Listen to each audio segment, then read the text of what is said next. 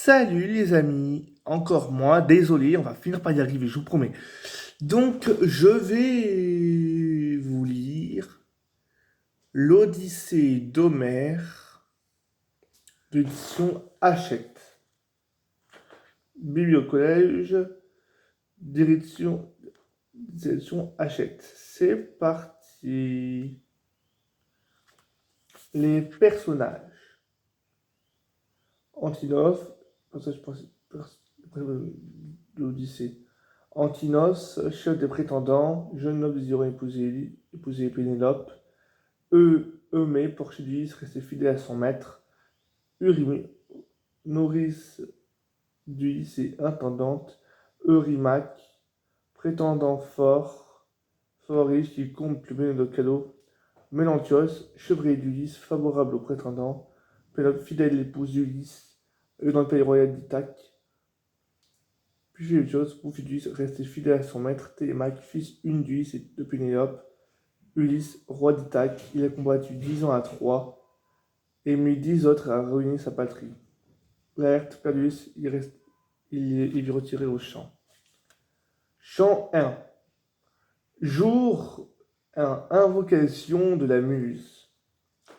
Muse, raconte-moi l'homme à l'esprit inventif qui si longtemps erra après avoir détruit la citadelle de Troie et connu tant de cités et tant de peuples. En son cœur, il endura 1000 maux, luttant sur mer pour sa propre survie et le retour de ses compagnons. Hélas, malgré tout son désir, il n'en sauva aucun. Ils périrent victimes de leur impiété, ces fous qui mangèrent les vaches du soleil. Celles-ci furent renvoyées le jour du retour. Ô déesse, fille de Zeus, ceci leur refusa le jour du retour. Ô déesse, fille de Zeus, dis-nous quelques-unes de ces aventures. Tous ceux qui... L'assemblée des dieux.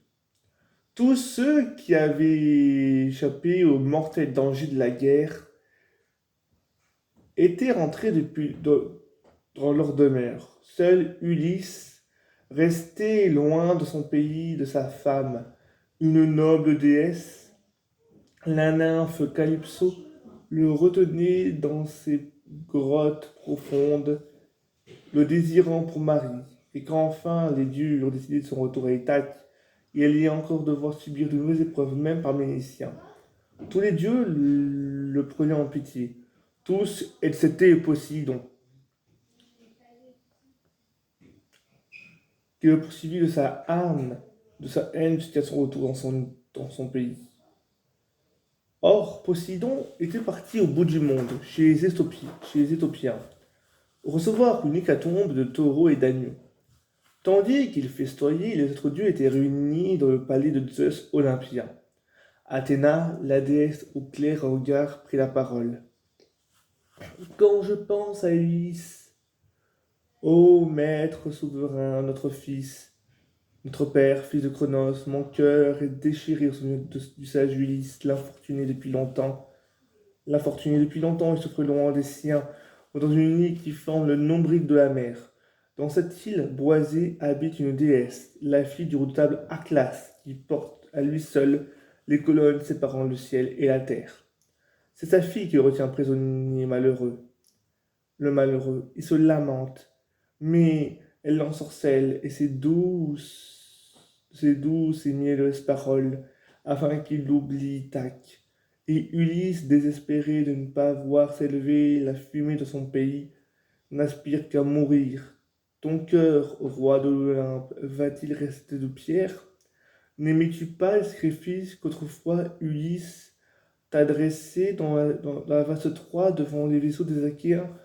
Pourquoi maintenant une telle colère, ô Zeus, contre lui, ô Zeus? Zeus, l'assembleur des nuées, lui fit cette réponse. Mon enfant, quels propos ont jailli de tes lèvres?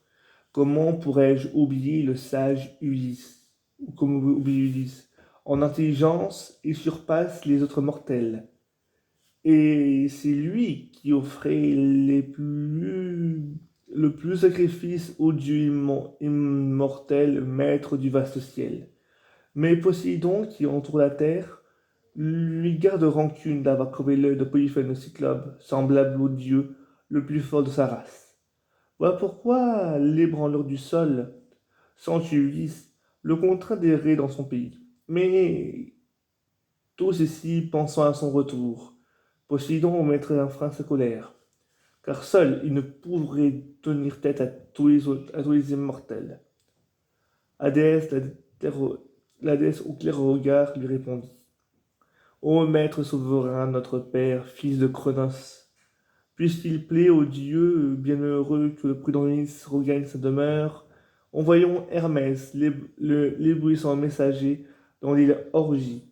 Il avertira la nymphe à la belle chevelure de cette décision irrévocable, et il lui dit comment lui doit Ulysse à l'âme si endurante.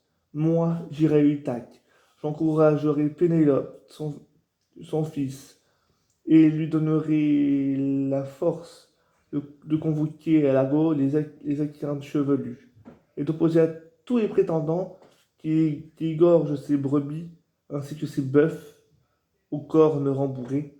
Puis j'enverrai à Sparte et à Pylos des sables, s'informer du retour de son père et s'acquérir bonne réputation auprès des mortels, parmi les hommes. À ces mots, elle fixa à ses pieds ses belles chandails de déesse, toutes d'or, qui la portant sur la mer et la terre immense avec la rapidité du vent. Puis elle s'élança des signes de l'Olympe et ne s'arrêta que sur le sol d'Ithaque, sur le porche d'Ulysse. Sur le seuil de la cour, elle tenait une lance de bronze et avait pris les traits d'un étranger, Manté, chef des Taphiens.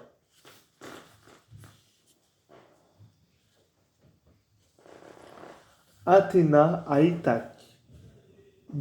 Dès qu'il voit Manté, Théma va l'accueillir et l'invite à s'asseoir après le festin et pendant que je tente l'aide de Phémios. Télémaque lui dit son malheur à cause des absences de son père et se plaint des prétendants. Pallas, Athéna, le cœur enflammé, lui répondit. Hélas, dans quelle détresse te plonge l'absence d'Ulysse? Allons, je t'encourage à réfléchir aux moyens de chasser les prétendants hors de ce palais. Fais bien attention à ce que je vais te dire. Dès demain, convoque à l'agora les héros achéens. Adresse-toi à tous en prenant les dieux à témoin.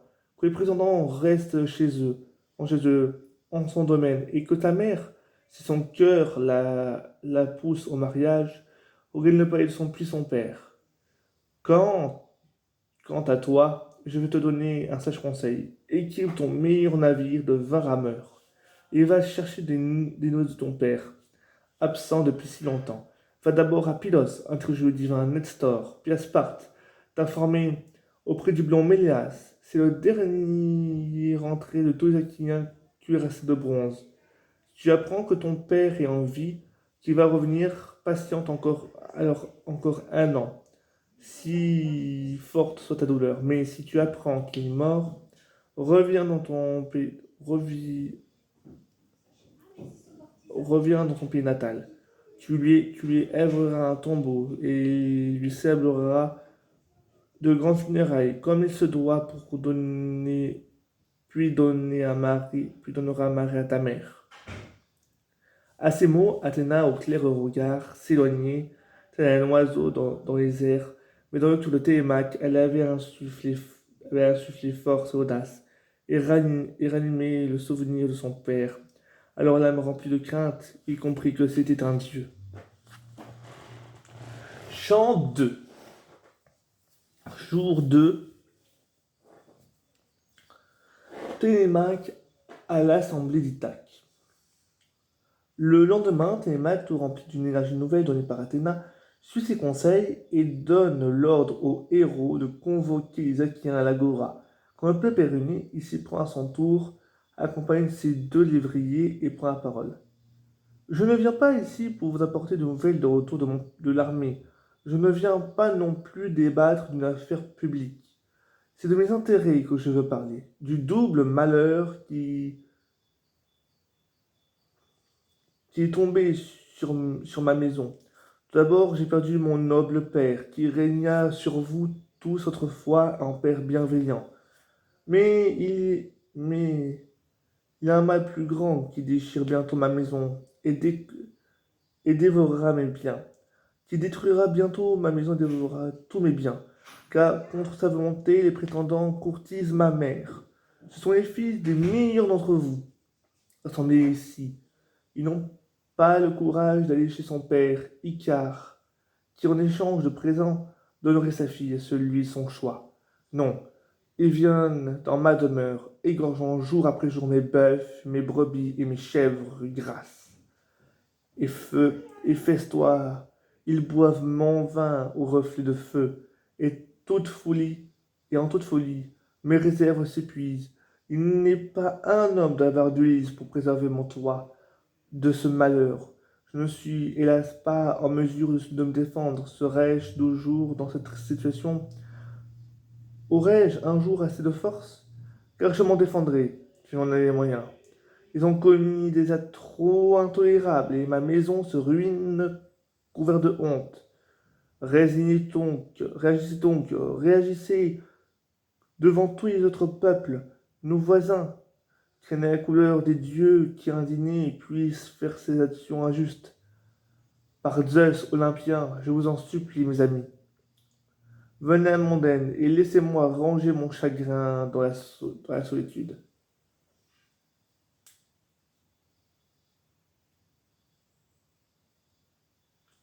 Telles furent les paroles de Télémaque. Dans sa fureur, il jeta son sceptre à terre, en versant des larmes.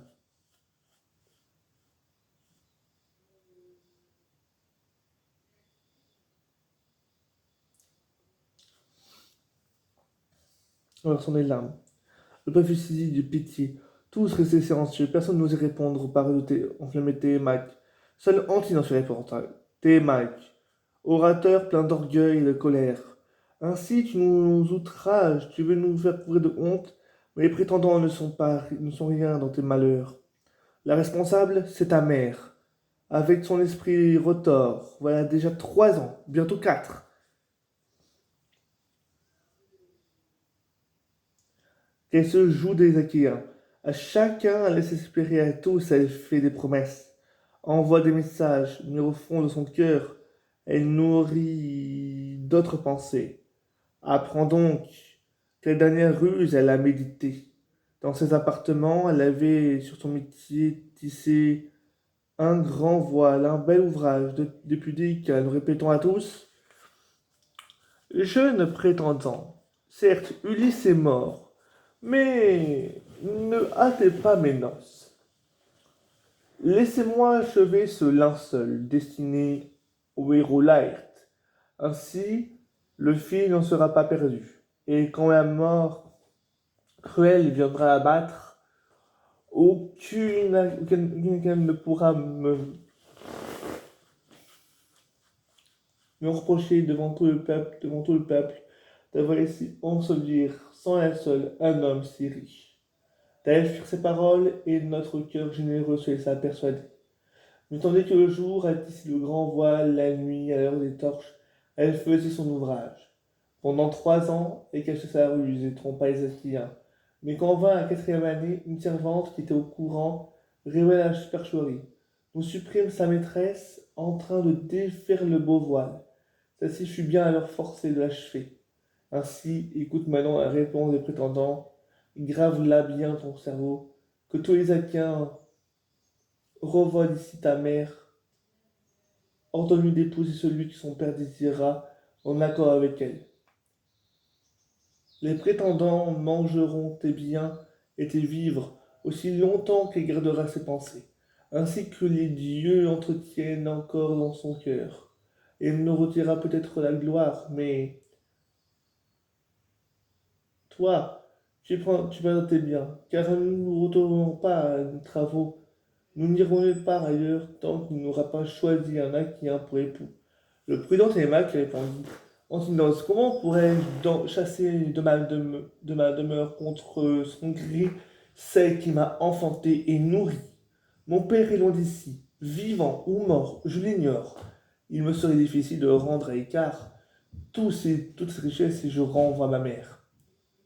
de la part de son père, je ne pourrai m'attendre à bien des souffrances, et la divinité m'en réservera d'autres, une fois que ma mère, chassée de notre maison, aura invoqué les cruelles Érénies, terrible est la colère des dieux, et vous, et vous, et vous, si vous ne le redoutez, sortez de chez moi, allez festoyer ailleurs, allez les uns chez les autres, manger tous vos biens.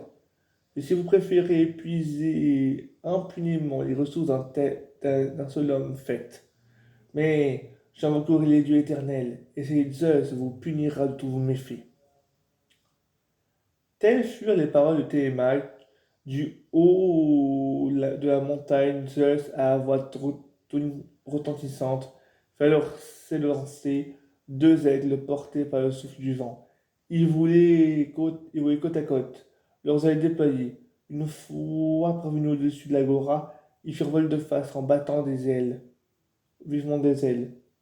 Ils gardèrent leur œil fixe sur toutes ces têtes en présage de mort, puis se griffiant la tête et le cou de leur cerf, et ils disparurent sur la droite au-dessus des maisons de la ville d'Ithaque.